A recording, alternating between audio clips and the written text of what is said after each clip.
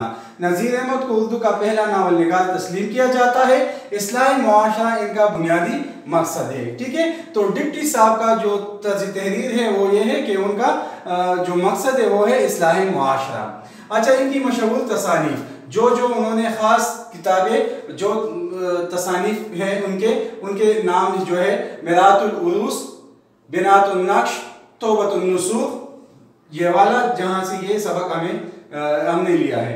Ibnul वक्त, फसाने मुब्तला, रोयाए सादका, तर्जुमा कुरान पाक और तर्जुमा ताज़ीरात हिंद शामिल है।